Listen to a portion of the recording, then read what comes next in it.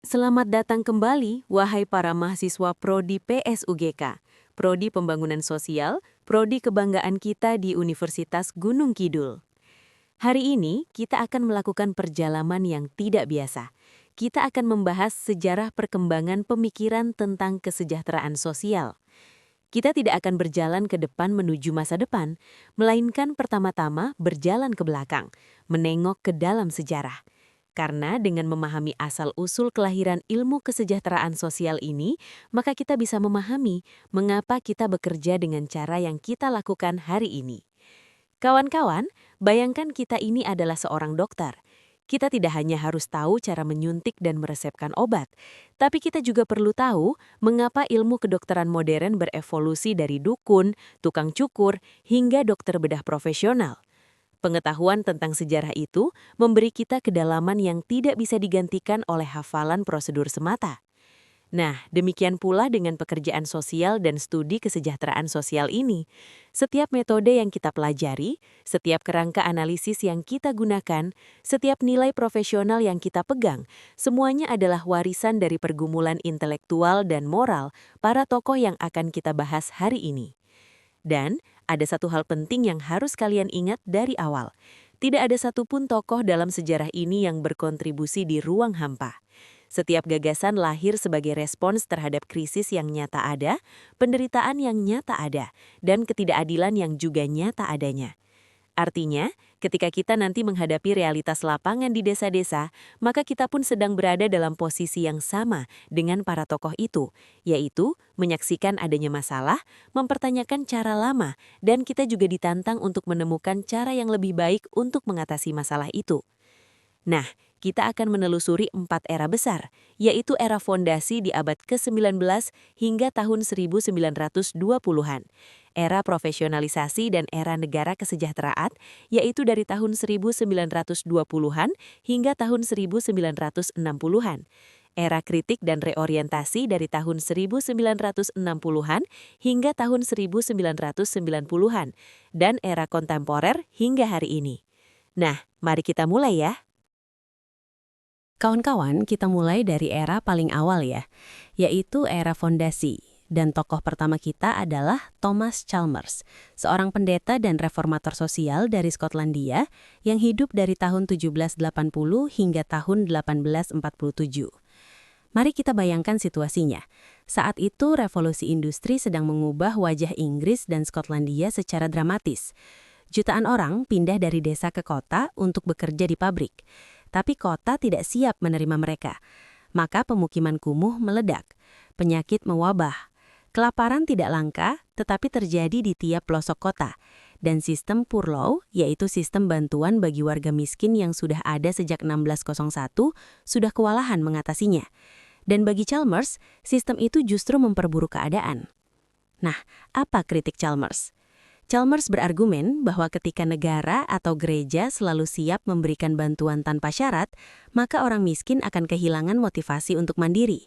Ini yang dalam bahasa ekonomi modern kita sebut sebagai moral hazard. Kritik itu tidak berarti Chalmers tidak peduli. Justru sebaliknya, ia sangat peduli. Itulah sebabnya Chalmers ingin agar sistemnya benar-benar efektif membangun kemandirian. Lalu apa solusinya? Chalmers mengorganisir sistem pertolongan berbasis paroki gereja di Glasgow, lalu melatih sukarelawan untuk melakukan kunjungan rumah secara teratur ke keluarga-keluarga miskin. Nah, para sukarelawan ini tidak sekedar memberi bantuan, tapi mereka mendengar, membangun relasi, dan membantu keluarga itu menemukan sumber daya dari dalam komunitas mereka sendiri. Dan Chalmers menetapkan hierarki pertolongan yang sangat logis, yaitu pertolongan yang pertama kalinya harus dari keluarga, lalu dari tetangganya, berikutnya dari komunitas gerejanya, dan barulah negara sebagai pilihan paling akhir.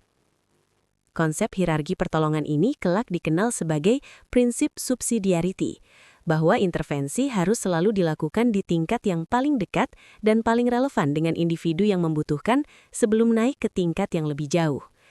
Nah, relevansinya untuk kita sebagai calon pekerja sosial sangat konkret. Ketika kita merancang program pemberdayaan di desa, maka pertanyaan pertama yang harus kita ajukan adalah sumber daya apa saja yang sudah ada di dalam keluarga dan komunitas ini yang dapat dioptimalkan untuk pemberdayaan masyarakat.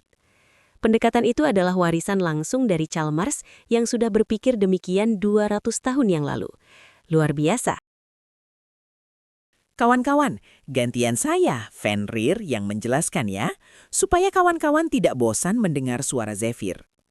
Oke brosis, setelah kita mengenal Chalmers yang membangun sistem pertolongan berbasis komunitas paroki gereja, sekarang kita perlu mengenal seorang tokoh penting berikutnya yang pada era yang sama mengajukan argumen yang sama-sama revolusioner, namun dari arah yang berbeda, yaitu dari dalam pabrik itu sendiri. Dia adalah Robert Owen, industrialis dan reformator sosial Wales yang hidup dari 1771 hingga 1858. Owen lahir dari keluarga sederhana, namun berhasil menjadi manajer pabrik kapas yang sangat sukses di Manchester pada usia 20-an. Ketika ia mengambil alih pabrik kapas di New Lanark, Skotlandia pada tahun 1800, ia mewarisi kondisi yang sangat umum di era revolusi industri, yaitu banyaknya pekerja anak yang usianya sangat muda, mulai 6 tahun. Jam kerja yang terlalu lama, 13 hingga 14 jam per hari. Upah kerja yang nyaris tidak cukup untuk makan sehari, pemukiman pekerja yang kumuh dan penuh penyakit, dan angka kriminalitas serta alkoholisme yang sangat tinggi di antara para pekerja. Pandangan umum saat itu adalah, semua kondisi yang menyedihkan itu adalah kewajaran, bahkan perlu. Orang miskin dan pekerja pabrik memang ditakdirkan untuk hidup demikian. Jika mereka menderita, itu karena karakter mereka yang lemah, karena kemalasan mereka, atau karena ketidakmampuan mereka mengelola kehidupannya.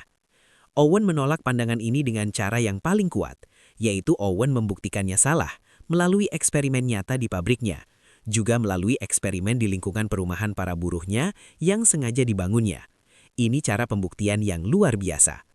Di pabrik kapasnya, New Lanark, Owen mulai melakukan perubahan yang oleh rekan-rekan bisnisnya dianggap gila. Pertama, ia melarang mempekerjakan anak di bawah usia 10 tahun dan mendirikan sekolah untuk anak-anak pekerja yang menggunakan metode pengajaran yang jauh lebih manusiawi dari zamannya, yaitu bermain, bernyanyi, belajar dari alam.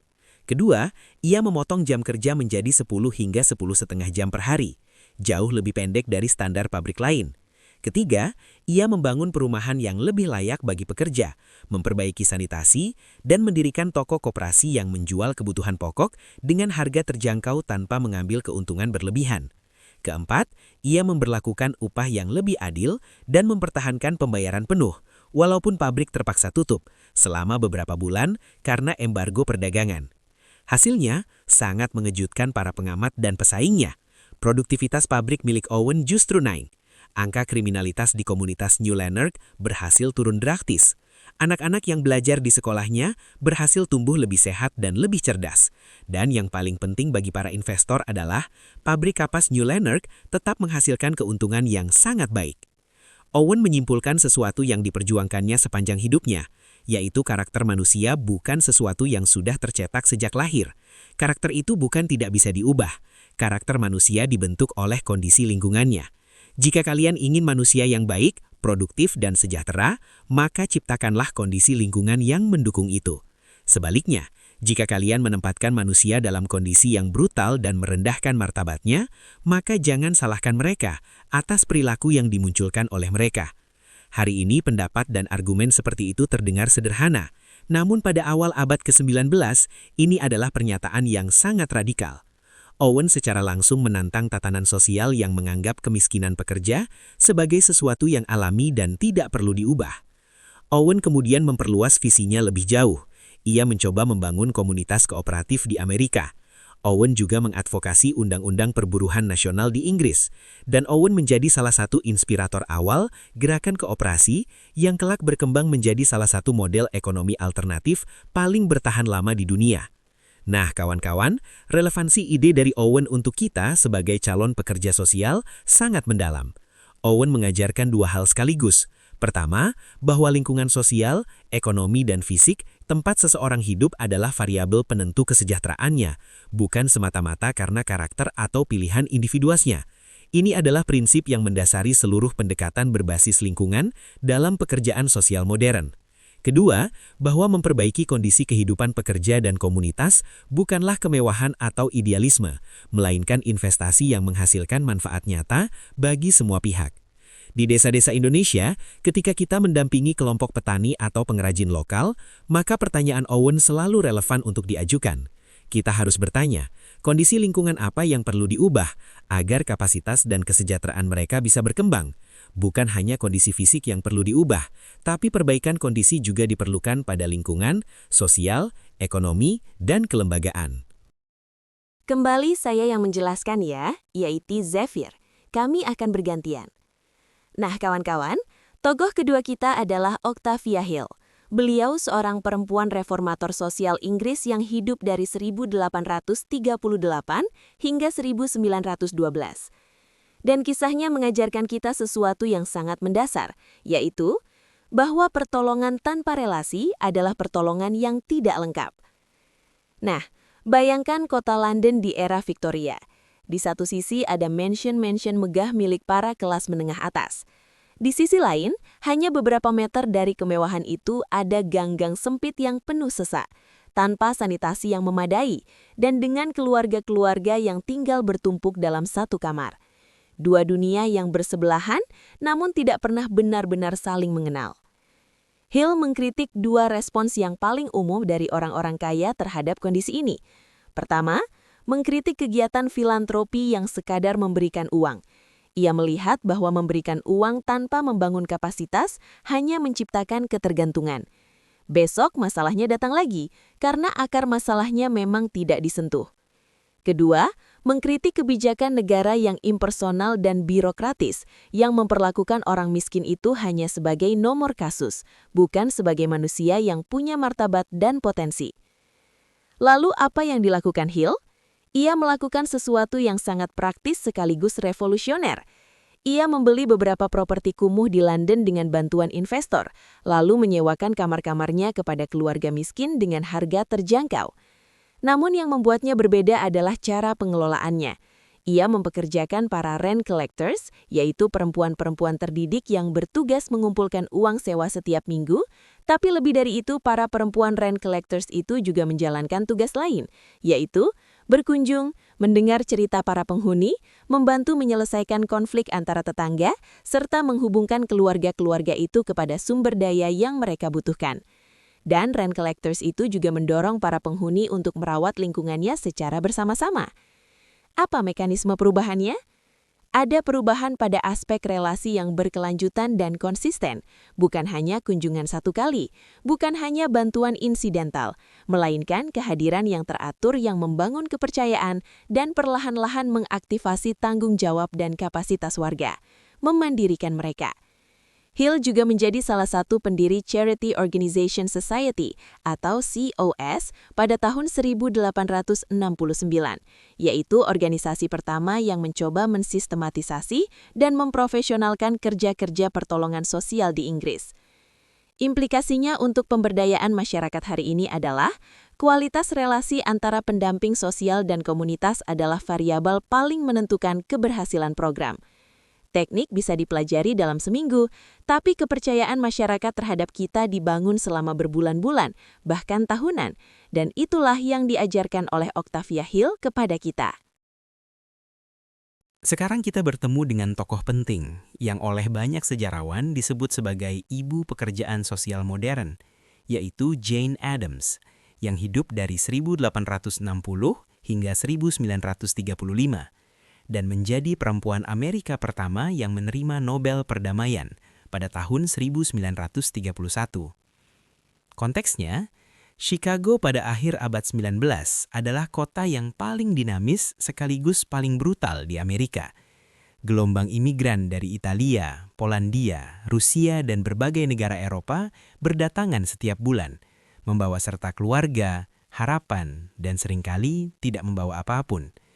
Mereka tinggal berdesakan di kawasan miskin, tidak bisa berbahasa Inggris, tidak tahu hak-hak mereka, rentan dieksploitasi oleh pengusaha pabrik, dan nyaris tidak ada layanan sosial yang membantu. Nah, Addams mengkritik filantropi konvensional dengan sangat tajam.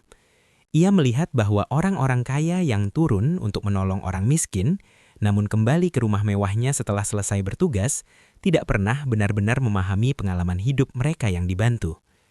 Istilah dari Addams adalah Filantropi itu adalah pertolongan tanpa pemahaman, yaitu pertolongan yang setengah jalan.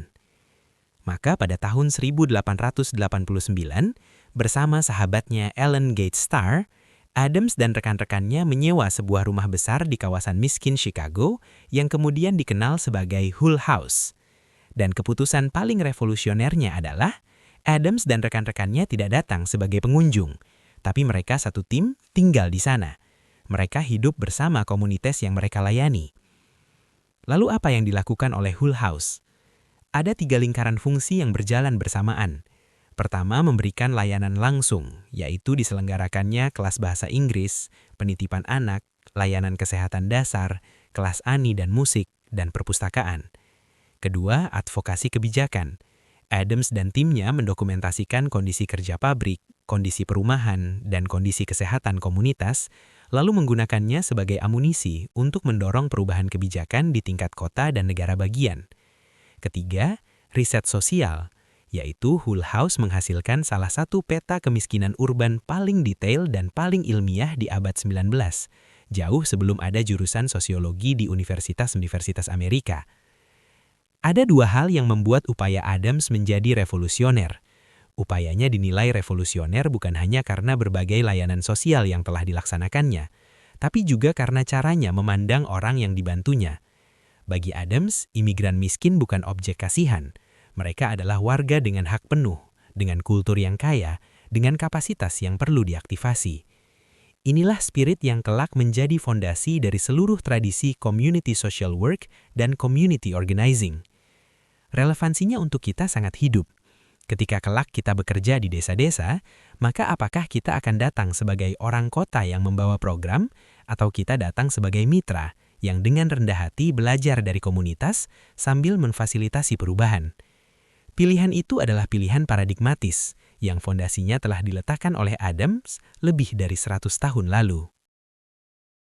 Sekarang kita beralih pada 2 tokoh yang berkontribusi pada dimensi yang berbeda, namun sangat fundamental, yaitu dimensi pengukuran dan pembuktian empiris.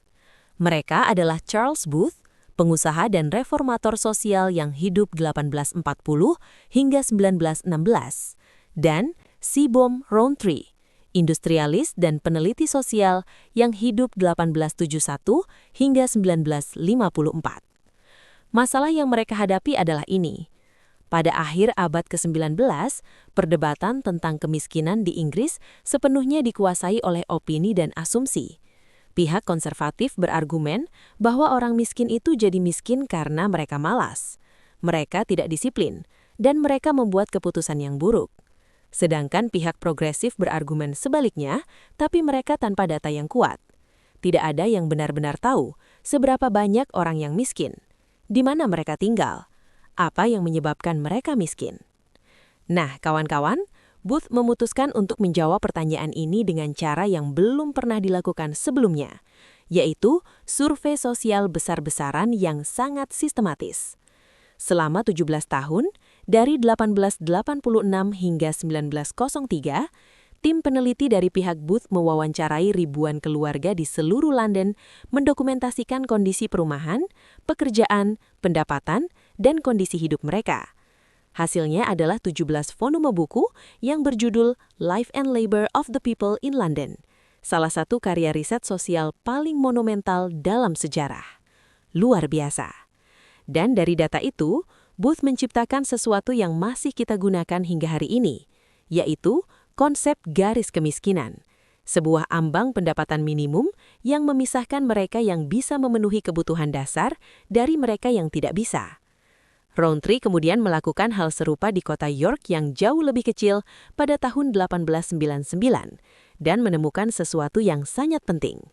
Ia menemukan bahwa kemiskinan memiliki pola temporal yang bisa diprediksi.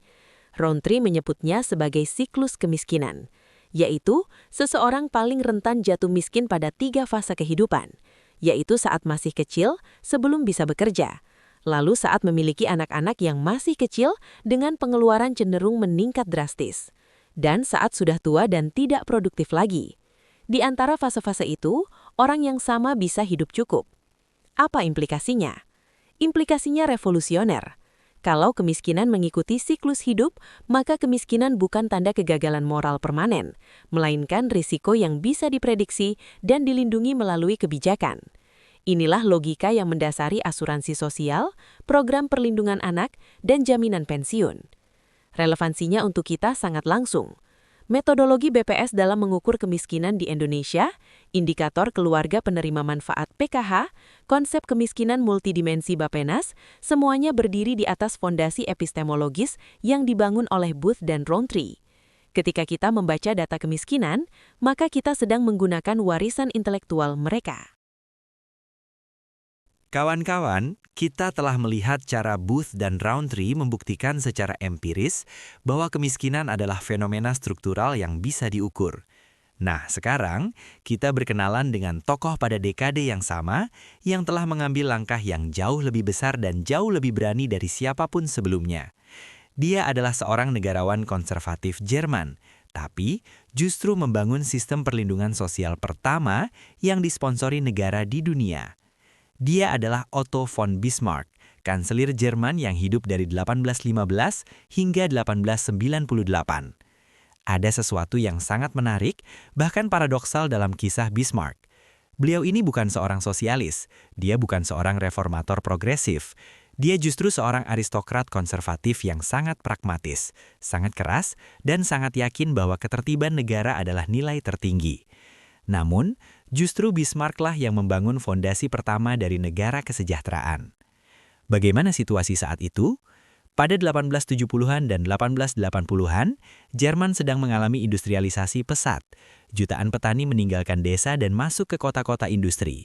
Kondisi kerja brutal, yaitu jam kerja panjang, upah rendah, tidak ada perlindungan saat sakit atau kecelakaan, tidak ada jaminan hari tua. Dan di tengah penderitaan ini, gerakan buruh dan Partai Sosial Demokrat Jerman tumbuh sangat cepat, menawarkan alternatif radikal, yang bagi Bismarck merupakan ancaman serius terhadap kestabilan kekaisarannya. Bismarck merespon dengan strategi yang sangat cerdik. Beliau berpikir, jika para pekerja mendapat perlindungan dari negara, mereka tidak butuh revolusi. Bismarck pernah berkata dengan sangat terus terang bahwa tujuannya adalah memenangkan hati kelas pekerja untuk negara, mengintegrasikan mereka ke dalam sistem, bukan membiarkan mereka menjadi basis gerakan yang bisa menggulingkan sistem itu. Antara 1883 dan 1889, pemerintahan Bismarck meloloskan 3 undang-undang yang mengubah sejarah. Pertama, Undang-Undang Asuransi Kesehatan tahun 1883. Dengan undang-undang ini, pekerja industri wajib diasuransikan, dan iurannya tidak hanya dibayar pekerja, tapi juga ditanggung pengusaha. Keren kan? Nah, asuransi kesehatan itu memberikan manfaat perawatan kesehatan dan penggantian upah saat pekerja sakit. Kedua, Undang-Undang Asuransi Kecelakaan Kerja tahun 1884.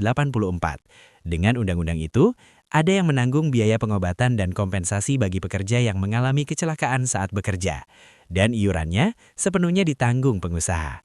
Wih, itu keren banget. Ketiga, Undang-Undang Asuransi Hari Tua dan Disabilitas tahun 1889. Dengan undang-undang itu, ada yang memberikan pensiun bagi pekerja yang sudah tua, atau memberikan pensiun kepada yang tidak lagi mampu bekerja karena disabilitas. Dan iuran untuk pensiun itu ditanggung bersama oleh pekerja, pengusaha, dan negara. Nah, ini adalah 3 inovasi kebijakan yang belum pernah ada sebelumnya dimanapun di dunia. Untuk pertama kalinya, negara secara eksplisit mengambil tanggung jawab untuk melindungi warganya dari risiko-risiko sistemik kehidupan, bukan sebagai belas kasihan, bukan sebagai hadiah, melainkan sebagai sistem yang dikelola secara formal dengan mekanisme iuran dan manfaat yang terstruktur. Apa mekanisme intelektualnya? Bismarck memperkenalkan prinsip asuransi sosial wajib, sebuah konsep yang benar-benar baru. Dalam logika asuransi biasa, seseorang membeli perlindungan secara sukarela. Dalam logika Bismarck, seluruh kelas pekerja diasuransikan secara wajib sebagai kolektif, sehingga risiko disebar di antara semua peserta dan tidak ada yang jatuh ke jurang kemiskinan hanya karena sial mengalami sakit atau kecelakaan. Konsep berbagi risiko secara kolektif ini, solidaritas risiko, adalah inti dari seluruh logika sistem jaminan sosial modern. Ironisnya, meski tujuan Bismarck sangat politis dan konservatif, warisannya justru sangat progresif. Sistem yang dibangunnya menjadi cetak biru yang diadopsi dan dikembangkan oleh negara-negara di seluruh dunia sepanjang abad ke-20. Beveridge yang kita akan bahas setelah ini adalah pewaris langsung logika Bismarck, meskipun Beveridge mengembangkannya jauh lebih luas dengan prinsip universalisme. Dan BPJS Kesehatan dan BPJS Ketenagakerjaan di Indonesia hari ini adalah cicit langsung dari undang-undang yang Bismarck loloskan di Berlin lebih dari 130 tahun yang lalu. Relevansinya untuk kita sebagai calon pekerja sosial dan analis kebijakan sangat penting dalam dua dimensi. Pertama, dimensi sejarah kebijakan. Kita perlu memahami bahwa sistem jaminan sosial tidak turun dari langit. Sistem itu lahir dari pergumulan antara tekanan dari bawah dan kalkulasi politik dari atas. Memahami dinamika ini membantu kita membaca mengapa program sosial dirancang dengan cara tertentu, siapa yang diuntungkan, dan apa yang masih perlu diperjuangkan. Kedua, dan ini sangat relevan untuk konteks lapangan, ada pelajaran penting tentang inklusivitas. Sistem Bismarck hanya mencakup pekerja industri formal, adapun petani, pekerja rumah tangga, dan pekerja informal tidak termasuk. Celah inklusi ini masih menjadi masalah besar dalam sistem jaminan sosial di banyak negara berkembang, termasuk Indonesia di mana sebagian besar angkatan kerja masih berada di sektor informal. Ketika kita nanti mendampingi warga Gunung Kidul yang bekerja sebagai petani dryland, pengrajin rumahan atau pedagang pasar tradisional, maka pertanyaan Bismarckian yang perlu kita ajukan adalah, apakah pekerja informal akan tercover secara resmi melalui sistem perlindungan sosial yang ada, atau masih informal, yaitu jatuh melalui celah-celah sistem yang dirancang untuk pekerja formal. Terima kasih Fenrir. Kembali saya Zefir yang menjelaskan ya. Kawan-kawan, sekarang kita membahas dua tokoh yang mengambil pendekatan yang berbeda, namun saling melengkapi, yaitu membangun ilmu pengetahuan yang bisa mendasari kebijakan sosial secara lebih adil dan lebih sistematis. Mereka adalah Beatrice Webb dan Sid Webb, pasangan intelektual Inggris yang bersama-sama menjadi salah satu kekuatan paling berpengaruh dalam membentuk kebijakan sosial abad ke-20. Sebelum kita bicara tentang karya bersama mereka, penting untuk sebentar memahami dari mana masing-masing berasal, karena latar belakang mereka yang sangat berbeda justru menjadi kekuatan kolaborasi mereka. Beatrice Potter, yang kemudian menjadi Beatrice Webb setelah menikah pada 1892, lahir dari keluarga kaya dan memiliki akses ke lingkaran intelektual dan bisnis terkemuka Inggris. Namun ia memilih untuk tidak tinggal nyaman di lingkaran itu. Ia menjadi salah satu anggota tim peneliti Charles Booth dalam survei kemiskinan London yang sudah kita bahas sebelumnya. Pengalaman itu mengubahnya secara mendalam. Ia menyaksikan langsung bagaimana perempuan pekerja di industri garmen dan rokok diperlakukan tidak lebih baik dari mesin. Dan ia mulai mengembangkan metode penelitian lapangan yang sangat teliti, termasuk teknik wawancara mendalam dan observasi partisipatif yang sangat inovatif untuk zamannya. Sidney Webb, seorang pegawai negeri dan aktivis sosialis dari latar belakang kelas menengah bawah, dia membawa kemampuan yang berbeda, yaitu Sidney Webb adalah seorang analisis kebijakan yang sangat tajam, memiliki jaringan politik yang luas, dan memiliki kemampuan menulis yang sangat produktif. Bersama-sama, mereka membentuk kombinasi yang luar biasa. Beatrice membawa kedalaman riset lapangan, sedangkan Sidney membawa kemampuan sintesis kebijakan. Ada 3 kontribusi besar mereka yang perlu kita pahami. Kontribusi pertama adalah pendirian London School of Economics and Political Science atau LSE pada tahun 1895 bersama beberapa rekan di Fabian Society. Ini bukan sekedar mendirikan universitas baru. Ini adalah pernyataan intelektual bahwa masalah-masalah sosial dan ekonomi harus dipelajari secara ilmiah, sistematif, dan empiris, bukan diserahkan sepenuhnya pada intuisi moral atau ideologi semata. LSI kemudian menjadi salah satu pusat studi kebijakan sosial paling berpengaruh di dunia, dan dari sanalah banyak kerangka analitik yang kita gunakan dalam ilmu kesejahteraan sosial, termasuk karya Titmuss dan Marshall.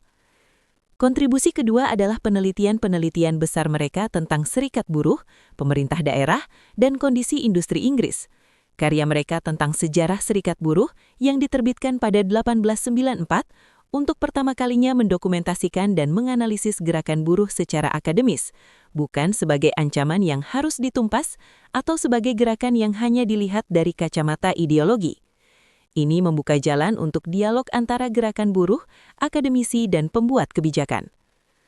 Kontribusi ketiga dan yang paling monumental secara langsung dalam sejarah kebijakan sosial adalah Minority Report dari Royal Commission on the Poor Laws yang diterbitkan pada 1909.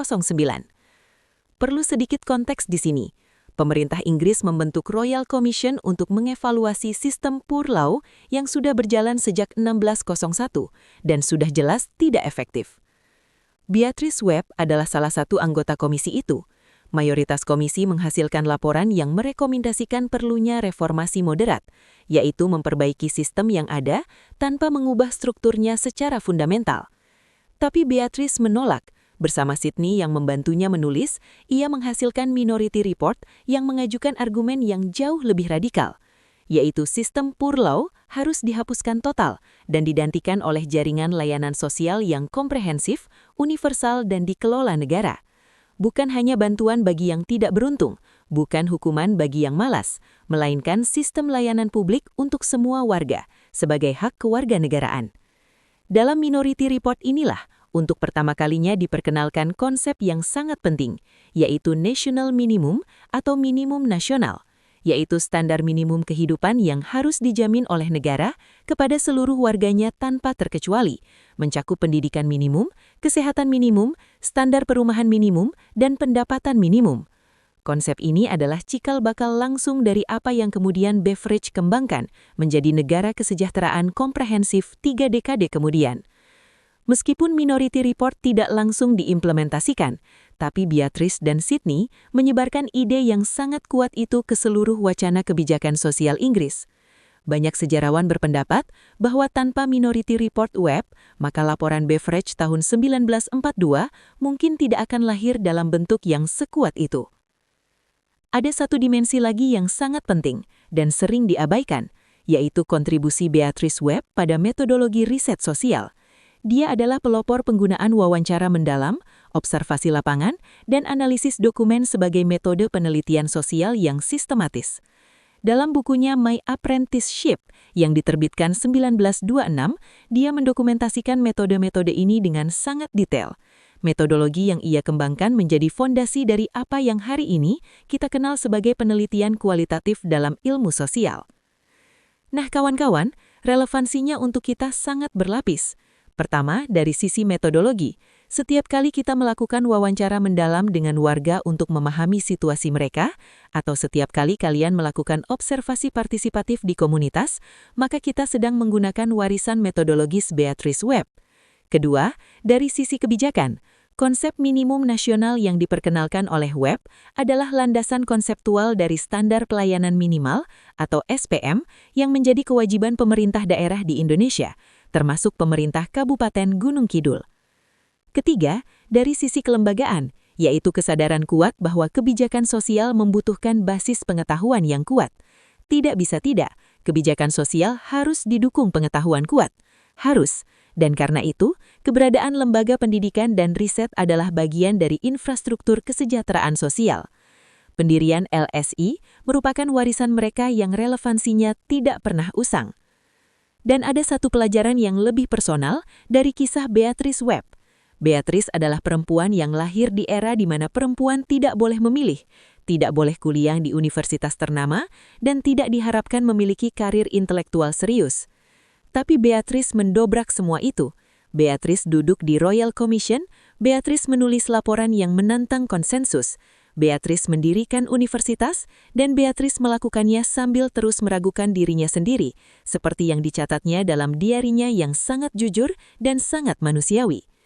Kisah Beatrice Webb mengajarkan bahwa kontribusi paling bermakna dalam studi kesejahteraan sosial sering datang dari mereka yang bersedia melihat langsung penderitaan orang lain, bersedia meragukan sistem yang ada, dan bersedia bekerja keras untuk mengubahnya. Bukan dari menara ganding, melainkan dari tengah-tengah kehidupan nyata. Kita sekarang masuk ke era kedua, era profesionalisasi pekerjaan sosial. Dan tokoh pertamanya adalah Mary Richmond, yang hidup dari 1861 hingga 1928. Jika Adams adalah jiwa dari pekerjaan sosial masyarakat, maka Richmond adalah arsitek dari pekerjaan sosial sebagai ilmu profesional. Bayangkan kondisi pekerjaan sosial sebelum Richmond. Ada ribuan orang yang bekerja sebagai friendly visitors dan sukarelawan sosial di berbagai kota di Amerika dan Inggris. Mereka datang dari berbagai latar belakang, bekerja dengan berbagai cara, dan kualitasnya sangat tidak konsisten. Tidak ada standar pelatihan, tidak ada metodologi yang disepakati, tidak ada cara untuk mengevaluasi apakah intervensi yang dilakukan efektif atau tidak. Nah, Richmond melihat bahwa tanpa standar profesional, pekerjaan sosial akan selalu dipandang sebelah mata sebagai kegiatan amal, bukan sebagai profesi yang layak dihormati. Dan lebih dari itu, tanpa metode yang sistematis, maka pekerja sosial beresiko justru memperburuk situasi klien karena salah memahami masalah dan salah merancang intervensi, potensi malpraktek. Maka pada tahun 1917, setelah 2 dekade penelitian dan praktek lapangan, Richmond menerbitkan buku yang mengubah segalanya, yaitu Social Diagnosis. Ini adalah buku teks pertama tentang pekerjaan sosial yang mendefinisikan proses kerja secara ilmiah. Richmond memperkenalkan 3 konsep yang saling berurutan.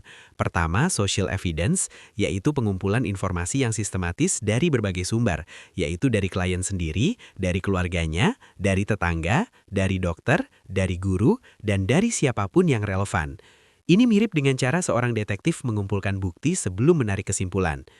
Kedua, social diagnosis, yaitu penilaian holistik terhadap situasi klien berdasarkan seluruh evidence yang dikumpulkan. Bukan sekedar mendengar keluhan, melainkan memahami konteks penuh dari kehidupan seseorang.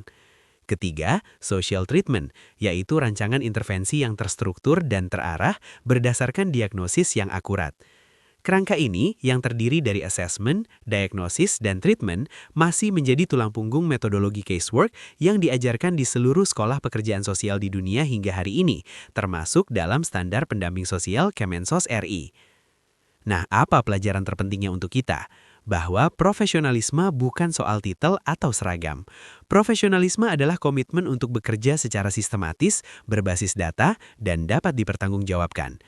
Kawan-kawan, kita sedang meneruskan warisan Mary Richmond saat kita melakukan asesmen kebutuhan komunitas secara terstruktur, saat kita mendokumentasikan kasus dengan cermat, saat kita mengevaluasi dampak program.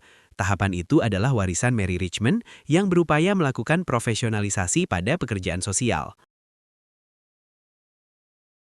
Oke, Bro dan Sis, kita sekarang perlu melompat ke sebuah momen yang mengubah sejarah secara dramatis dan sangat cepat, yaitu momen ketika seluruh argumen tentang peran negara dalam kesejahteraan sosial diuji oleh krisis terbesar yang pernah dihadapi dunia kapitalis modern.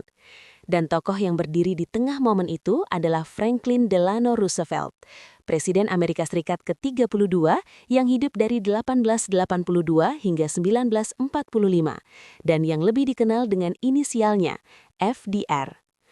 Mari kita bayangkan situasinya dengan sangat konkret.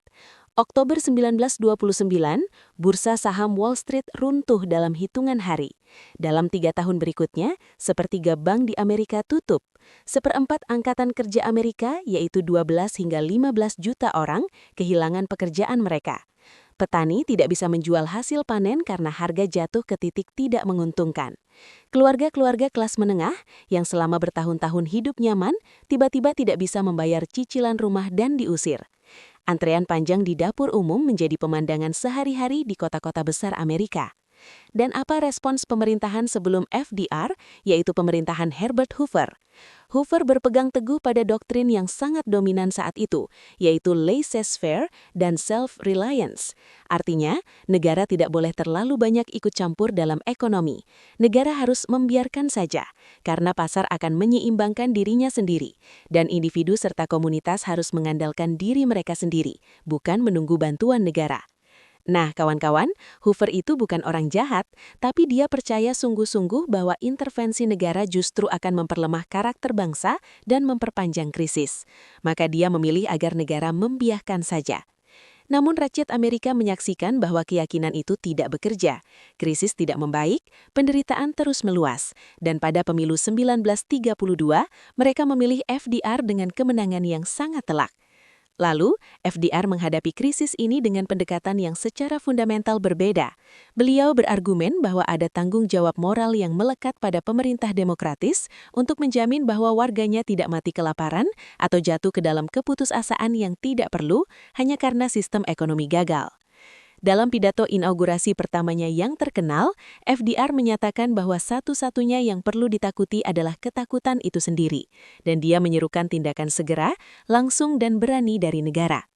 Dalam 100 hari pertama kepresidenannya, FDR meloloskan serangkaian undang-undang dan program yang belum pernah ada presidennya dalam sejarah Amerika. Paket kebijakan besar ini dikenal sebagai New Deal, dan ia bertumpu pada 3 prinsip, yaitu 3R. R pertama adalah relief, yaitu bantuan segera bagi mereka yang paling menderita. Ini mencakup program bantuan pangan, program kerja darurat, dan bantuan langsung kepada pengangguran. Prinsipnya sederhana, tidak boleh ada warga Amerika yang mati kelaparan, sementara pemerintah menunggu pasar pulih sendiri. R kedua adalah recovery, yaitu pemulihan ekonomi melalui investasi publik besar-besaran. FDR mendirikan berbagai lembaga dan program kerja massal yang mempekerjakan jutaan pengangguran untuk membangun infrastruktur publik, jembatan, bendungan, sekolah, taman nasional, jalan raya. Program seperti Works Progress Administration atau WPA dalam puncaknya mempekerjakan lebih dari 3 juta orang sekaligus. Logikanya adalah logika Keynesian, yaitu ketika pasar swasta gagal menciptakan permintaan dan lapangan kerja, maka negara harus mengambil alih peran itu sementara. R ketiga adalah reform, yaitu reformasi struktural untuk mencegah krisis serupa terulang. Dan disinilah kontribusi FDR yang paling relevan untuk studi kesejahteraan sosial, yaitu Social Security Act yang ditandatangani pada tanggal 14 Agustus 1935. Social Security Act adalah undang-undang paling transformatif dalam sejarah kebijakan sosial Amerika. Untuk pertama kalinya, pemerintah federal Amerika secara eksplisit mengambil tanggung jawab untuk melindungi warganya dari resiko sistemik kehidupan. Undang-undang ini mencakup 3 komponen utama.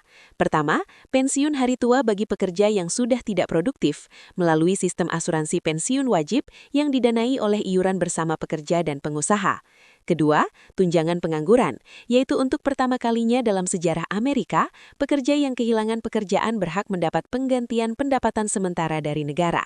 Ketiga, bantuan bagi kelompok rentan tertentu, termasuk anak-anak dari keluarga miskin, lansia yang tidak tercakup sistem pensiun, dan penyandang disabilitas.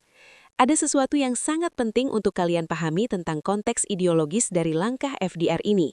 Amerika adalah negeri yang paling kuat menganut individualisme liberal, yaitu keyakinan bahwa setiap orang bertanggung jawab penuh atas nasib mereka sendiri dan bahwa ketergantungan pada negara adalah kelemahan karakter.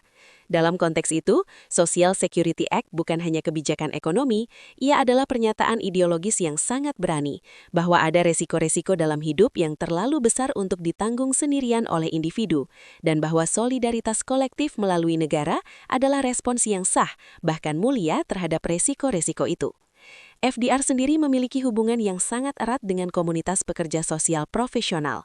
Dia dikelilingi oleh sejumlah tokoh pekerja sosial terkemuka, termasuk Harry Hopkins, seorang pekerja sosial yang menjadi arsitek utama program-program New Deal, dan Frances Perkins, Menteri Tenaga Kerja pertama Amerika yang adalah seorang perempuan dan yang memiliki latar belakang kuat dalam reformasi sosial. Kehadiran figur-figur berlatar belakang pekerjaan sosial di lingkaran inti FDR adalah bukti nyata bahwa pada masa itu, pekerjaan sosial sudah diakui sebagai keahlian profesional yang relevan untuk kebijakan publik di tingkat tertinggi. Apa warisan FDR yang paling relevan untuk kalian? Ada 3 pelajaran yang ingin saya garis bawahi. Pertama, tentang peran negara. FDR membuktikan secara empiris bahwa ketika pasar gagal secara sistemik, negara harus hadir. Ini bukan pilihan ideologis semata, melainkan keharusan moral dan pragmatis. Argumen ini masih sangat relevan hingga hari ini dalam debat tentang seberapa besar peran negara dalam sistem kesejahteraan sosial Indonesia. Kedua, tentang skala dan kecepatan respons. Kebijakan New Deal mengajarkan bahwa krisis sosial membutuhkan respons yang proporsional dengan skalanya. Respons yang terlalu kecil dan terlalu lambat terhadap penderitaan massal bukan hanya tidak efektif, melainkan juga berbahaya secara politik dan sosial. Ini relevan untuk cara kalian mengadvokasi program sosial yang responsif terhadap kebutuhan nyata komunitas. Dan yang paling menarik untuk kita, yaitu FDR sendiri adalah penyandang disabilitas. Dia mengalami polio pada usia 39 tahun dan menjalani seluruh masa kepresidenannya dari kursi roda, meskipun hal ini disembunyikan dari publik Amerika pada zamannya. Ada ironi yang sangat dalam dan sangat bermakna dalam fakta bahwa orang yang paling kuat mengadvokasi perlindungan sosial bagi yang rentan adalah orang yang diam-diam juga merasakan kerentanan itu dalam tubuhnya. Nah, di desa-desa Indonesia, termasuk Gunung Kidul, relevansi FDR sangat konkret. Ketika kita nanti terlibat dalam advokasi program dana desa, atau dalam perencanaan program perlindungan sosial di tingkat desa, atau dalam pendampingan kelompok rentan yang belum terjangkau sistem, maka pertanyaan yang diajukan FDR masih sangat relevan, yaitu seberapa jauh negara, dalam hal ini pemerintah desa dan kabupaten, harus hadir untuk memastikan tidak ada warganya yang jatuh melalui celah-celah sistem, dan apa yang harus dilakukan ketika sistem yang ada terbukti tidak cukup?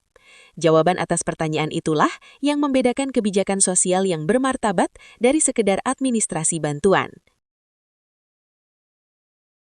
Kita lanjut ya.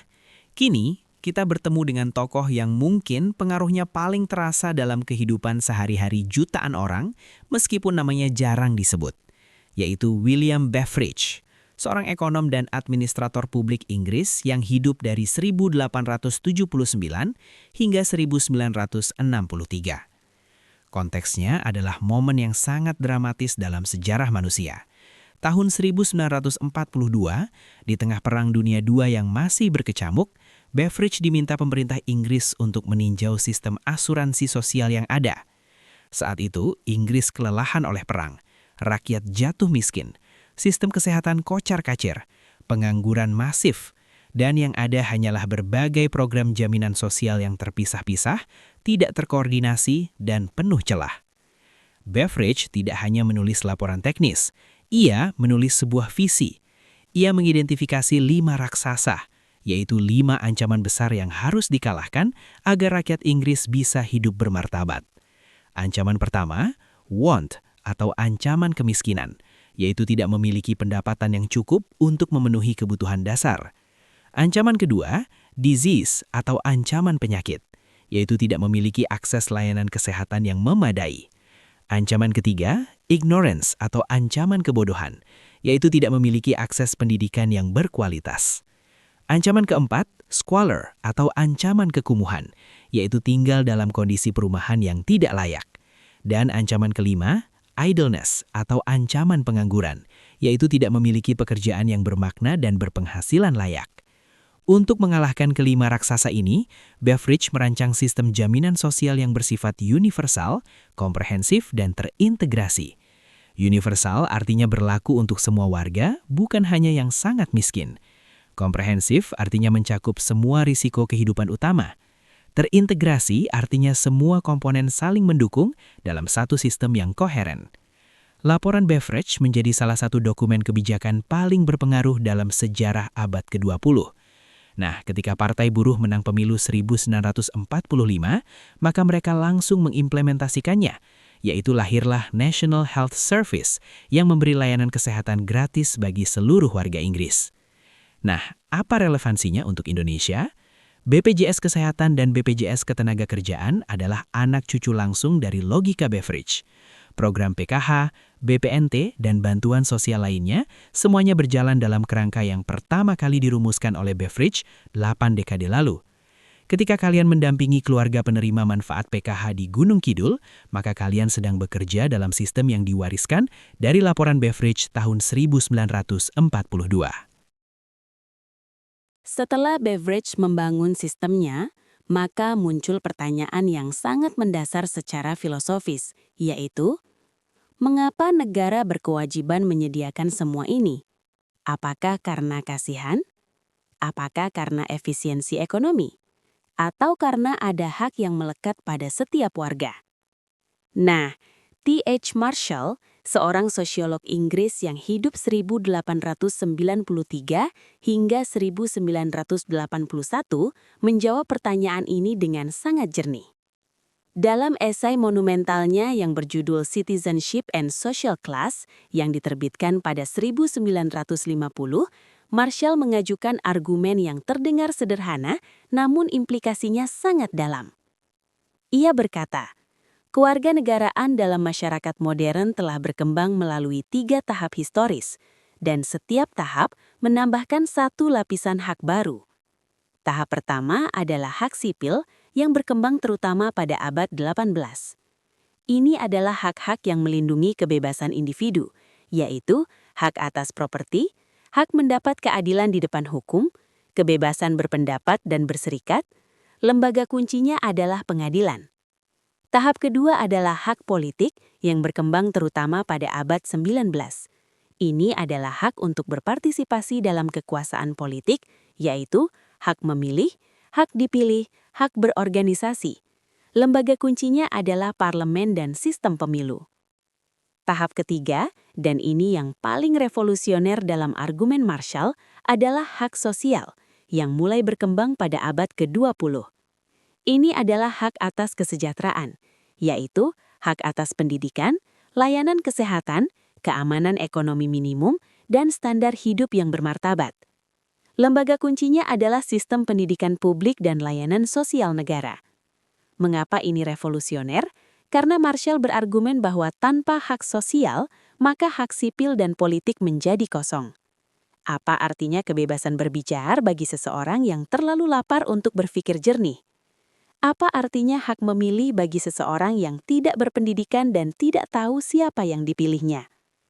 Hak sosial adalah prasyarat agar hak-hak lainnya bisa benar-benar dinikmati secara bermakna. Implikasi pandangan ini untuk kita sangat penting. Ketika kita mendampingi warga desa mengakses layanan PKH, BPJS atau KIP, maka kita bukan sedang membantu mereka menerima bantuan. Tapi kita sedang membantu mereka menjalankan hak kewarganegaraan mereka. Itu posisi yang jauh lebih bermartabat, baik bagi kita sebagai pekerja sosial maupun bagi warga yang kita dampingi. Ayo kita lanjut ya. Sekarang kita beralih ke tokoh yang mengajak kita berpikir tentang nilai-nilai yang mendasari sistem kesejahteraan sosial, yaitu Richard Titmuss, sosiolog Inggris yang hidup dari 1907 hingga 1973. Pada tahun 1950-an dan 1960-an, negara kesejahteraan Inggris sudah berjalan sekitar 2 dekade. Dan saat itu, mulailah muncul tekanan-tekanan untuk mengefisienkan sistem itu melalui mekanisme pasar. Beredar pandangan, mengapa tidak membiarkan sekolah bersaing untuk mendapatkan siswa? Mengapa tidak mengizinkan perusahaan asuransi swasta yang mengelola jaminan kesehatan? Bukankah kompetisi akan mendorong kualitas yang lebih baik? Mengapa harus negara? Nah, Titmuss sangat kritis terhadap argumen ini. Ia berargumen bahwa ada nilai-nilai tertentu yang mendasari sistem kesejahteraan sosial, yaitu solidaritas, altruisme, tanggung jawab bersama. Dan nilai-nilai itu akan hancur saat logika pasar masuk ke dalam sistem kesejahteraan sosial. Untuk membuktikan argumennya, Titmuss melakukan sesuatu yang sangat kreatif. Ia membandingkan sistem donor darah di 2 negara, yaitu di Inggris, di mana donor darah bersifat sukarela dan gratis. Lalu di Amerika Serikat, di mana darah bisa dibeli dan dijual.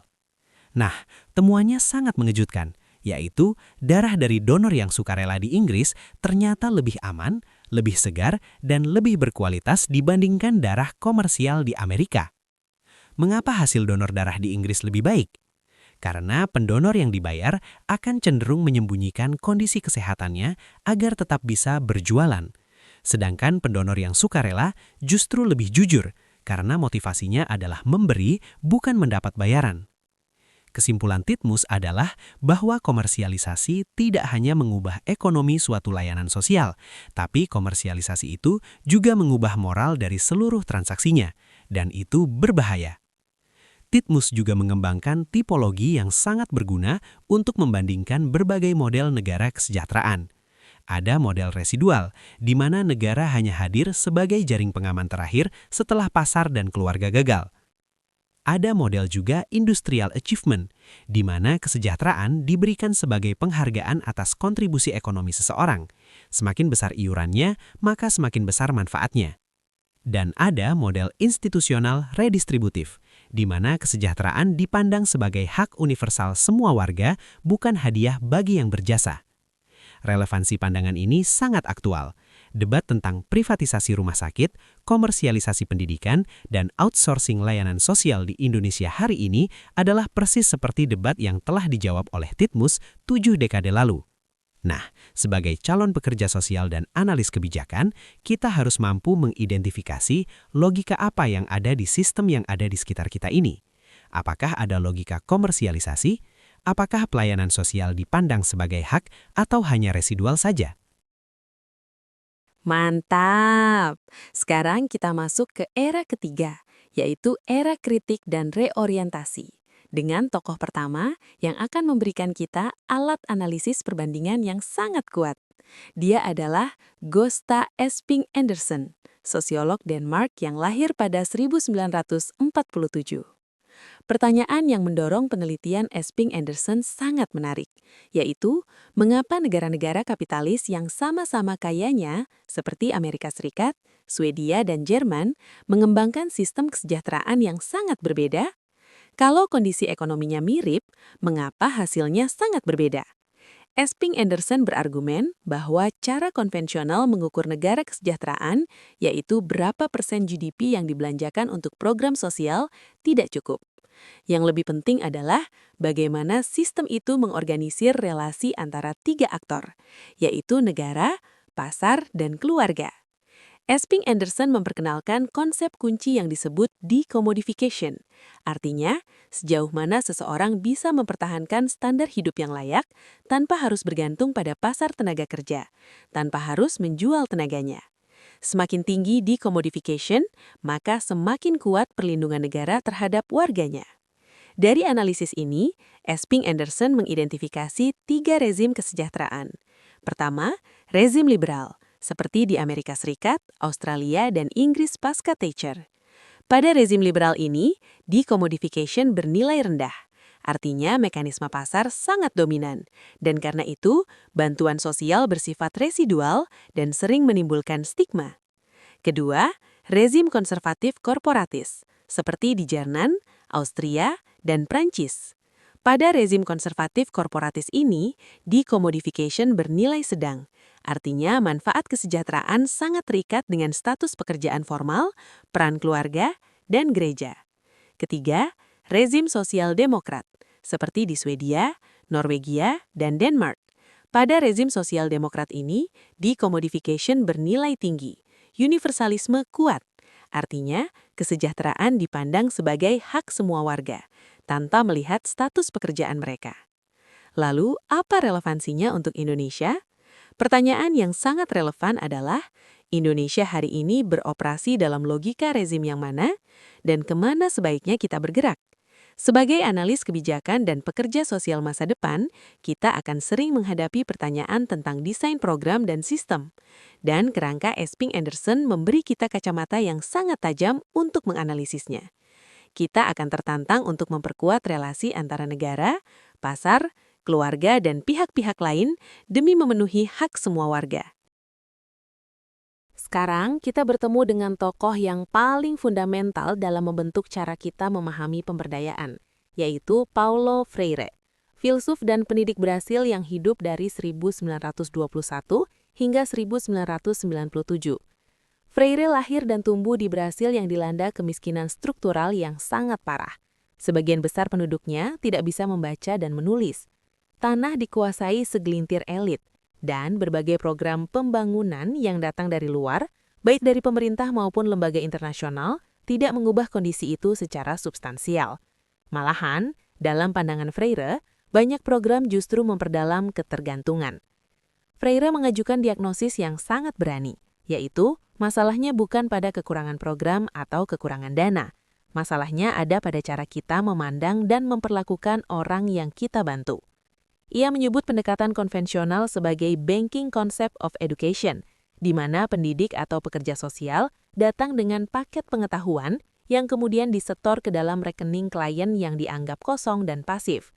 Masyarakat atau klien justru tidak diajak berpikir, tidak diajak mempertanyakan, tidak diajak mengenali akar dari penderitaan mereka. Nah, parah ini. Bagi Freire, ini bukan pertolongan, ini adalah domestikasi yang halus, yaitu cara untuk membuat orang miskin menerima kemiskinannya sebagai sesuatu yang wajar, bahkan sebagai takdir. Lawannya adalah conscientization atau penyadaran kritis. Ini adalah proses di mana seseorang secara bertahap mampu melihat realitasnya dengan lebih jernih, bukan sekedar menerima kondisi, bukan sekedar menyalahkan individu lain, melainkan memahami struktur dan sistem yang memproduksi penderitaan itu. Freire menggambarkan perjalanan kesadaran ini dalam 3 tingkatan. Pertama, kesadaran magis, yaitu orang menerima kondisi hidupnya sebagai takdir, sebagai kehendak Tuhan atau sebagai nasib yang tidak bisa diubah. Kedua, kesadaran naif, yaitu orang mulai mempertanyakan kondisinya, namun cenderung menyalahkan individu tertentu, koruptor ini, pejabat itu, tetangga yang pelit, tanpa melihat sistem yang lebih besar. Ketiga, kesadaran kritis, yaitu orang mampu melihat bahwa penderitaan individual seringkali adalah produk dari struktur yang lebih besar, yaitu kebijakan, distribusi kekuasaan, relasi ekonomi, yang bisa diubah dan harus diubah. Tugas fasilitator atau pekerja sosial dalam kerangka Freire bukan memberikan jawaban, melainkan menciptakan kondisi dialog yang memungkinkan komunitas bergerak dari satu tingkatan kesadaran ke tingkatan berikutnya. Implikasinya untuk pemberdayaan masyarakat hari ini sangat langsung. Setiap FGD partisipatif yang kita fasilitasi, setiap sesi musrenbang yang kita dampingi, setiap pertemuan kelompok dampingan yang kita fasilitasi, semua itu adalah arena di mana kita bisa memilih, apakah menjadi banker yang menyetor informasi atau menjadi fasilitator yang membuka ruang kesadaran kritis. Nah, Amartya Sen. Ini tokoh penting yang mengubah cara dunia mengukur kesejahteraan dan keadilan sosial. Amartya Sen adalah seorang ekonom dan filsuf dari India, peraih Nobel Ekonomi 1998 yang lahir pada 1933. Sen tumbuh di Bengal dan dia menyaksikan langsung bencana kelaparan tahun 1943 yang menewaskan jutaan orang. Kawan-kawan, yang membuat Amartya Sen sangat terguncang bukan hanya skala penderitaan kelaparan itu, melainkan juga karena saat bencana kelaparan itu terjadi, justru India sebenarnya memiliki cukup pangan. Orang bukan mati karena tidak ada makanan di negeri ini, tapi mereka mati karena tidak memiliki akses terhadap makanan itu. Yaitu karena tidak punya cukup uang untuk membelinya, karena distribusinya tidak adil, karena kekuasaan politik mereka terlalu lemah untuk menuntut haknya. Nah, kisah ini menjadi fondasi empiris munculnya capability approach, bahwa masalah kesejahteraan bukan sekedar soal ketersediaan barang, melainkan soal kebebasan substantif untuk mengaksesnya. Sen mempertanyakan kerangka ukur kesejahteraan yang dominan saat itu. Menurut Sen, ukuran konvensional berbasis pendapatan dan konsumsi itu terlalu sederhana karena hanya berfokus pada means, yaitu sarana, bukan ends, yaitu tujuan kehidupan. Menurut Sen, seseorang bisa saja termasuk kategori orang kaya. Penghasilannya berada jauh di atas garis kemiskinan, namun dia tetap tidak mampu menjalani kehidupan yang bermartabat. Mungkin karena sakit-sakitan, sehingga dia butuh lebih banyak sumber daya untuk fungsi yang sama. Atau karena diskriminasi gender yang menutup pilihan-pilihan hidupnya sehingga dia tidak dapat mencapai cita-citanya. Atau karena infrastruktur yang tidak ada, sehingga aksesnya ke layanan dasar terputus. Dalam kasus di atas, secara finansial dia kaya, tidak miskin, tapi dia tidak bisa hidup seperti yang dicita-citakannya. Dia punya sarana yang berlimpah, tapi dia tidak mampu mencapai tujuan terbaik dari kehidupannya. Disinilah letak perbedaan solusi yang ditawarkan oleh Sen, yaitu jika pendekatan konvensional menjawab masalah dengan menaikkan pendapatan, maka capability approach menuntut intervensi yang menghilangkan hambatan struktural agar sumber daya tersebut benar-benar bisa dinikmati. Sen memperkenalkan capability approach dengan 2 konsep inti yang dapat dipahami melalui analogi sederhana, yaitu memiliki sepeda. Pertama, functioning diartikan sebagai pencapaian nyata, yaitu keadaan dan aktivitas yang benar-benar berhasil dicapai seseorang. Jika sepeda adalah sumber daya, maka functioning-nya adalah apa yang dapat kita lakukan secara aktual dengan sepeda itu. Misalnya kita benar-benar dapat memakainya untuk pergi ke kantor, ke pasar, atau berolahraga. Nah, kondisi dapat sampai di tujuan dan dengan tubuh yang bugar adalah functioning dari memiliki sepeda itu. Kedua, capability diartikan sebagai kebebasan nyata, yakni peluang dan kebebasan substantif untuk mencapai berbagai functioning yang diinginkan. Dalam analogi sepeda, capability adalah himpunan pilihan nyata yang kita miliki, yaitu kebebasan untuk memilih apakah sepeda itu akan dipakai ke kantor, dipakai untuk jalan-jalan sore, dipinjamkan, atau justru tidak dipakai sama sekali. Kita bebas memilih. Capability adalah ruang kebebasan untuk memilih, sedangkan functioning adalah realisasi dari pilihan tersebut. Pendekatan ini secara eksplisit diadopsi oleh Indeks Pembangunan Manusia, IPM atau Human Development Index, yang mengukur kesejahteraan melalui dimensi kesehatan, pendidikan, dan standar hidup atau tingkat pengeluaran per kapita, sebagai alternatif terhadap ukuran ekonomi murni. Dalam kerangka IPM, indikator kesehatan dan indikator pendidikan diklasifikasikan sebagai functionings, yakni pencapaian nyata yang telah terrealisasi secara objektif. Sedangkan, indikator pengeluaran per kapita yang juga ada dalam IPM itu berperan sebagai means atau sarana, bukan tujuan akhir.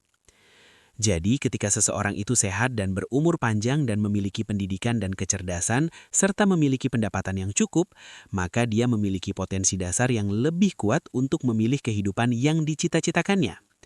Namun, potensi ini baru jadi kebebasan nyata jika hambatan strukturalnya dihilangkan. Nah, teman-teman, yang membuat kerangka ini kuat adalah konsep conversion factors, yaitu faktor-faktor yang menentukan seberapa efektif sumber daya bisa diubah menjadi capabilities nyata. Kembali ke contoh sepeda ya, meskipun Anda memiliki sepeda, ada 3 kelompok faktor yang dapat menghambat Anda untuk benar-benar bisa menggunakannya. Faktor pertama adalah faktor personal, yaitu kondisi fisik, usia, kesehatan, atau keterampilan mengendarai sepeda. Jika Anda mengalami disabilitas atau tidak bisa bersepeda, maka sepeda itu tidak serta-merta memberikan kebebasan mobilitas. Kedua adalah faktor sosial, yaitu norma gender, diskriminasi kelas, atau ekspektasi budaya. Jika norma setempat melarang kelompok tertentu untuk bersepeda, maka kepemilikan sepeda itu tidak diterjemahkan menjadi kebebasan nyata. Ketiga adalah faktor lingkungan, yaitu infrastruktur, aksesibilitas, kondisi geografis. Jalan yang rusak, tidak ada jalur sepeda, atau cuaca ekstrim dapat membatasi efektivitas sepeda sebagai alat mobilitas. Di Gunung Kidul, faktor lingkungan seperti ketersediaan air bersih, jalan yang rusak, dan jarak ke fasilitas kesehatan adalah conversion factors yang sangat nyata dan langsung mempengaruhi kemampuan warga untuk menjalani kehidupan yang mereka hargai. Sama seperti sepeda yang tidak berguna jika jalanan rusak atau ada larangan sosial. Karena itu, bantuan finansial atau infrastruktur fisik semata tidak akan otomatis meningkatkan kualitas hidup jika conversion factors tidak diperbaiki. Implikasinya untuk kita adalah bahwa kemiskinan harus dipahami sebagai perampasan kapabilitas, bukan sekedar kekurangan uang. Program yang berhasil bukan yang paling banyak menyetor bantuan tunai ke masyarakat, melainkan yang paling efektif memperluas kebebasan substantif warganya. Melalui memperkuat conversion factors, membangun infrastruktur inklusif, menjamin akses non-diskriminatif, dan memperkuat partisipasi politik. Nah, inilah solusi berbeda yang ditawarkan capability approach, yaitu pembangunan yang berpusat pada manusia, bukan sekedar angka, yang memperluas ruang pilihan nyata, bukan sekedar menambah kepemilikan komoditas. Kawan-kawanku semua, sekarang kita bertemu dengan tokoh yang mengoperasionalkan capability approach yang telah dibangun oleh Amartya Sen. Beliau adalah Martha Nussbaum, filsuf Amerika yang lahir pada tahun 1947 dan yang hari ini diakui sebagai salah satu filsuf moral dan politik paling berpengaruh di dunia. Ketika Nussbaum bertemu dengan capability approach yang dibangun Sen pada akhir 1980-an, Nussbaum melihat bahwa kerangka itu sangat kuat, namun memiliki satu kelemahan yang krusial, yaitu Sen sengaja tidak membuat daftar kapabilitas yang terpenting. Karena Sen khawatir, daftar semacam itu akan bersifat paternalistik dan tidak menghormati keberagaman nilai di berbagai budaya. Nah, Nussbaum memahami kekhawatiran Sen itu. Namun Nussbaum tidak setuju dengan kesimpulannya. Bagi Nussbaum, keengganan membuat daftar kapabilitas minimum itu justru membuat pendekatan ini tidak bisa digunakan untuk hal yang paling mendesak, yaitu membela perempuan, anak-anak, dan kelompok paling rentan yang hak-haknya dilanggar atas nama nilai budaya lokal. Jika tidak ada standar minimum yang jelas, maka tidak ada yang bisa dituntut. Tidak ada yang bisa dijadikan dasar hukum. Tidak ada yang bisa digunakan untuk menyimpulkan ini tidak cukup. Ini di bawah ambang yang bisa diterima.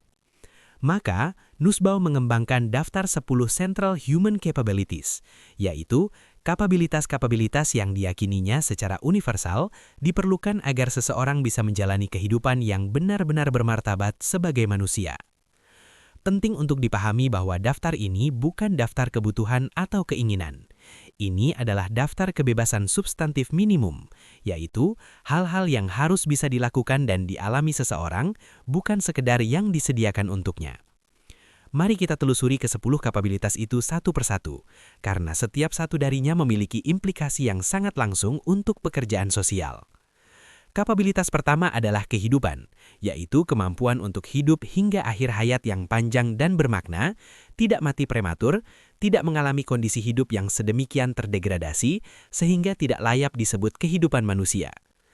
Kapabilitas kedua adalah kesehatan fisik, yaitu kemampuan untuk memiliki kesehatan yang baik, termasuk kesehatan reproduksi, memiliki nutrisi yang cukup, memiliki tempat tinggal yang layak. Kapabilitas ketiga adalah integritas fisik, yaitu kemampuan untuk bergerak bebas dari satu tempat ke tempat lain, terlindungi dari kekerasan seksual dan kekerasan dalam rumah tangga, memiliki kedaulatan atas tubuh sendiri termasuk dalam hal reproduksi. Kapabilitas keempat adalah indera, imajinasi, dan pikiran, yaitu kemampuan menggunakan indera, berimajinasi, berpikir, dan bernalar dengan cara yang benar-benar manusiawi, yang ditopang oleh pendidikan yang memadai, termasuk melek huruf dan pendidikan matematis dasar. Kapabilitas kelima adalah emosi, yaitu kemampuan memiliki keterikatan dengan orang-orang dan hal-hal di luar diri sendiri, mencintai mereka yang mencintai kita, berduka atas kepergian mereka, mengalami kerinduan, rasa syukur, dan kemarahan yang lasah. Kapabilitas keenam adalah akal praktis, yaitu kemampuan membentuk konsepsi tentang apa yang baik dan terlibat dalam refleksi kritis tentang perencanaan kehidupan sendiri. Ini mensyaratkan perlindungan kebebasan hati nurani. Kapabilitas ketujuh adalah afiliasi, yaitu yang terbagi dalam dua dimensi. Pertama, kemampuan hidup bersama dan untuk orang lain, mengenali dan menunjukkan kepedulian terhadap manusia lain, terlibat dalam berbagai bentuk interaksi sosial. Kedua, memiliki basis sosial dari harga diri dan tidak dipermalukan, diperlakukan sebagai makhluk bermartabat yang nilainya setara dengan orang lain. Kapabilitas kedelapan adalah spesies lain, yaitu kemampuan hidup dengan kepedulian terhadap dan dalam relasi dengan hewan, tumbuhan, dan dunia alam. Kapabilitas kesembilan adalah bermain, yaitu kemampuan tertawa, bermain, dan menikmati kegiatan rekreasi. Kapabilitas ke-10 adalah kendali atas lingkungan, yaitu yang juga terbagi dua. Pertama, dimensi politik, kemampuan berpartisipasi secara efektif dalam pilihan politik yang mengatur kehidupan seseorang, memiliki hak untuk partisipasi politik dan perlindungan kebebasan berbicara. Kedua, dimensi material, kemampuan memiliki properti, tidak hanya secara formal namun dalam kesempatan yang benar-benar nyata, memiliki hak untuk bekerja sebagai manusia dalam relasi kerja yang bermakna. Kawan-kawan, apa yang membuat daftar ini menjadi revolusioner? Ada 3 hal yang perlu kita pahami. Pertama, Nussbaum menegaskan bahwa setiap kapabilitas dalam daftar ini bersifat irreducible, yaitu tidak bisa digantikan oleh kapabilitas lain. Artinya, jika seseorang sangat kaya secara material namun tidak memiliki integritas fisik karena mengalami kekerasan dalam rumah tangga, maka kekayaan itu tidak bisa mengkompensasi hilangnya kapabilitas ketiga. Ini berbeda dengan pendekatan utilitarian yang memungkinkan trade-off antara berbagai dimensi kesejahteraan. Kedua, daftar ini secara eksplisit dirancang untuk melindungi perempuan dari justifikasi kultural. Nussbaum mengembangkan kerangka ini melalui penelitian lapangan yang intensif di India, menyaksikan bagaimana perempuan pedesaan Pusim sering kehilangan kapabilitas-kapabilitas paling mendasar, yaitu integritas fisik, kesehatan reproduksi, akal praktis, dengan justifikasi bahwa itulah budaya kami. Nussbaum berargumen bahwa tidak ada budaya yang berhak mengorbankan kapabilitas minimum seseorang. Ketiga, daftar ini dirancang sebagai ambang konstitusional, yaitu standar minimum yang harus dijamin oleh konstitusi dan hukum setiap negara, bukan sekedar aspirasi moral yang baik. Relevansinya untuk kita sebagai calon pekerja sosial sangat berlapis dan sangat langsung. Di desa-desa nanti, daftar Nussbaum itu dapat menjadi alat diagnostik yang sangat tajam.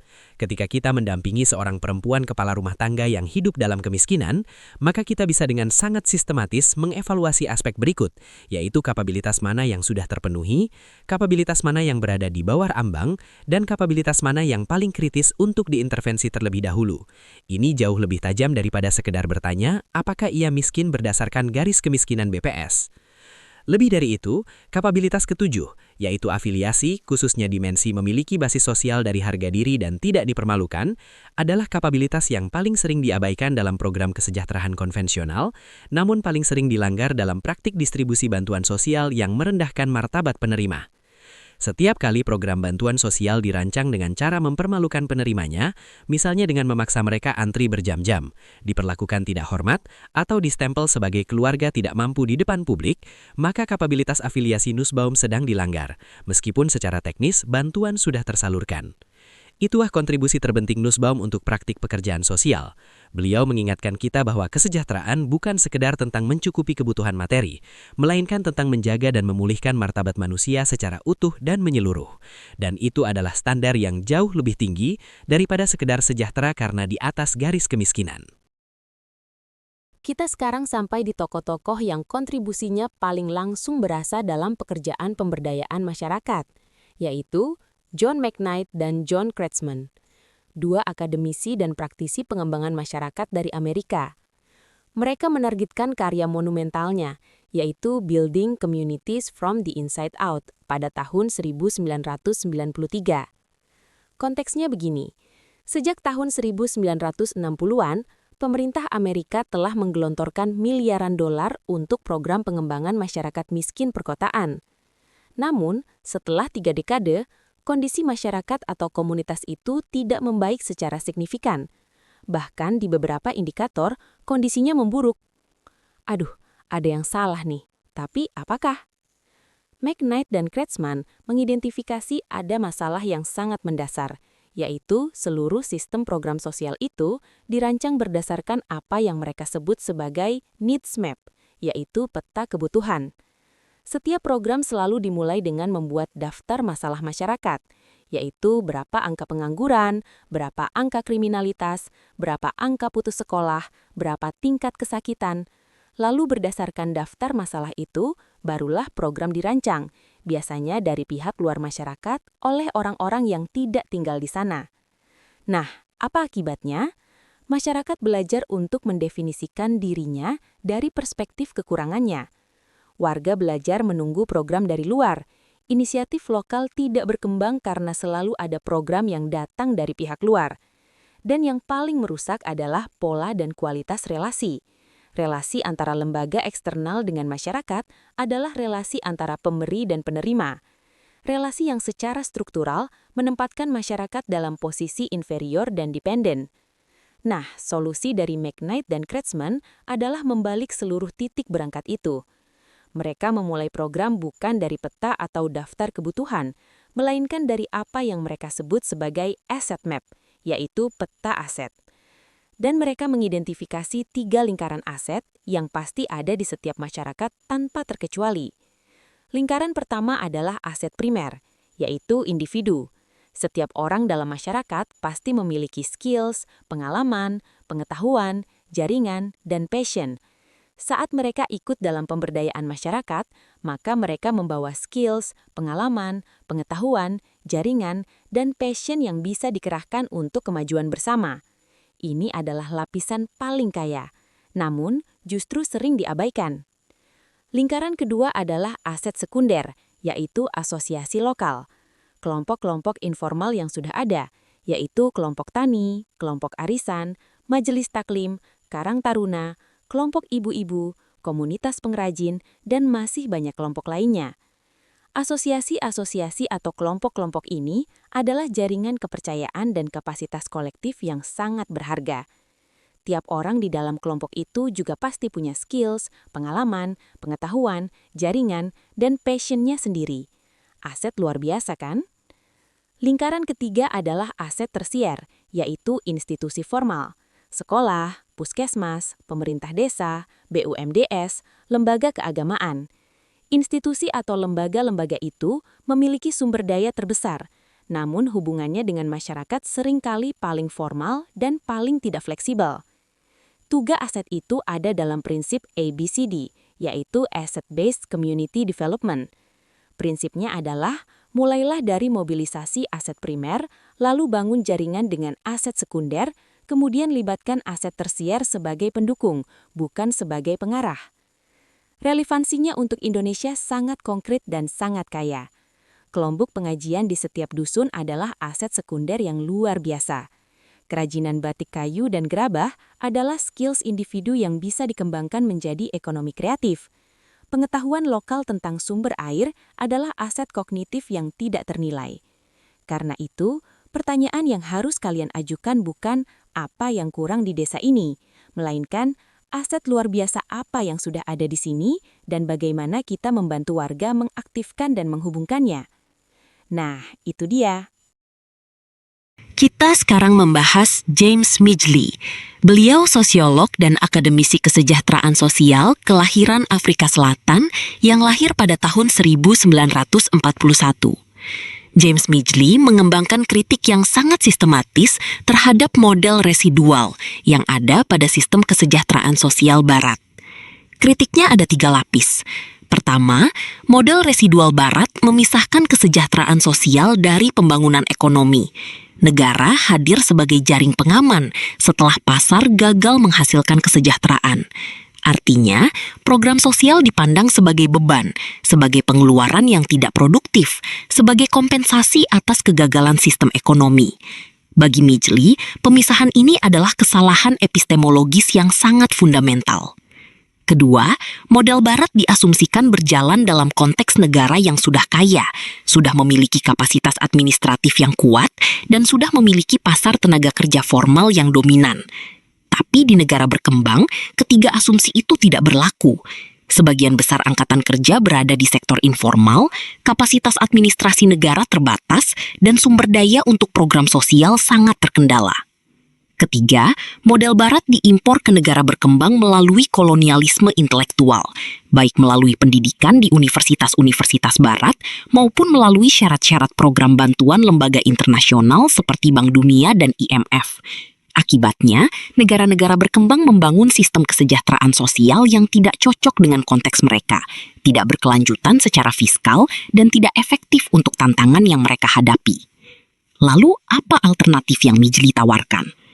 Dalam karya monumentalnya, Social Development, The Developmental Perspective in Social Welfare, yang diterbitkan pada tahun 1995, Midgley memperkenalkan paradigma yang ia sebut sebagai social development, atau pembangunan sosial. Gagasan intinya sangat elegan, namun sangat kuat, yaitu kesejahteraan sosial harus diintegrasikan dengan pembangunan ekonomi, bukan dipisahkan darinya. Program sosial bukan beban, ia adalah investasi. Investasi dalam kesehatan manusia, pendidikan, kapasitas kerja, dan kohesi sosial yang secara langsung berkontribusi pada pertumbuhan ekonomi yang berkelanjutan dan inklusif. Midgley menyebut ini sebagai investasi sosial atau social investment, sebuah konsep yang kemudian sangat berpengaruh dalam diskusi kebijakan global. Untuk mengoperasionalkan paradigma ini, Midgley mengidentifikasi 3 strategi utama pembangunan sosial. Strategi pertama adalah strategi individualis, di mana perubahan sosial didorong melalui pemberdayaan individu, yaitu melalui pendidikan, pelatihan keterampilan, akses kredit mikro, dan peningkatan kapabilitas individual. Strategi ini paling dekat dengan pendekatan social work konvensional. Namun dalam kerangka Midgley, strategi ini diorientasikan bukan hanya pada pemulihan individu, melainkan pada peningkatan kapasitas produktif mereka. Strategi kedua adalah strategi komunitarian, di mana perubahan sosial didorong melalui pengorganisasian dan pemberdayaan komunitas atau masyarakat, yaitu melalui koperasi, organisasi masyarakat sipil, kelompok swadaya, dan asosiasi lokal. Strategi ini paling dekat dengan tradisi community development dan sangat relevan untuk konteks pedesaan Indonesia. Di desa-desa Indonesia, ini berarti memperkuat BUMDes, kelompok tani, dan asosiasi pengrajin bukan hanya sebagai kegiatan sosial, melainkan sebagai mesin pembangunan ekonomi lokal. Strategi ketiga adalah strategi statis atau statis strategi, di mana negara menjadi aktor utama pembangunan sosial melalui kebijakan, regulasi, dan investasi publik yang terencana. Ini bukan sosialisme dalam pengertian sempit, melainkan pengakuan bahwa di negara berkembang, pasar saja tidak cukup untuk menggerakkan pembangunan sosial. Negara harus hadir secara aktif dan strategis. Midgley tidak berargumen bahwa satu strategi lebih baik dari yang lain secara universal. Ia berargumen bahwa kombinasi yang tepat dari ketiga strategi yang disesuaikan dengan konteks spesifik setiap negara dan komunitas adalah kunci dari pembangunan sosial yang efektif. Kawan-kawan, ada beberapa konsep turunan dari paradigma Midgley yang sangat penting untuk kalian pahami. Konsep pertama adalah harmonisasi sosial ekonomi atau social economic harmonization, yaitu prinsip bahwa kebijakan sosial dan kebijakan ekonomi harus dirancang secara terintegrasi, bukan di dua kementerian yang tidak berkomunikasi. Ini sangat relevan untuk kritik terhadap fragmentasi program sosial Indonesia, di mana Kemensos, Kemenaker, dan Kemendesa sering bekerja dalam silo yang terpisah. Konsep kedua adalah produktivisme sosial, productive social welfare, yaitu prinsip bahwa program kesejahteraan sosial harus dirancang tidak hanya untuk memenuhi kebutuhan saat ini, melainkan untuk meningkatkan kapasitas produktif penerima manfaat dalam jangka panjang.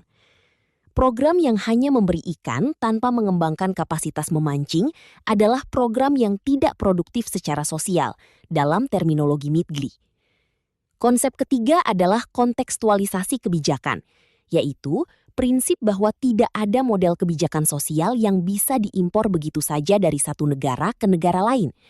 Setiap konteks memiliki sejarah, struktur ekonomi, kapasitas institusional, dan nilai kultural yang unik dan harus menjadi titik berangkat desain kebijakan. Kawan-kawan, relevansinya untuk Indonesia sangat luas dan sangat langsung. Paradigma pembangunan sosial Midgley adalah kerangka yang paling cocok untuk memahami dan mengevaluasi sistem kesejahteraan sosial Indonesia. Lebih cocok dari Esping Anderson, lebih operasional dari Marshall, dan lebih kontekstual dari Beveridge.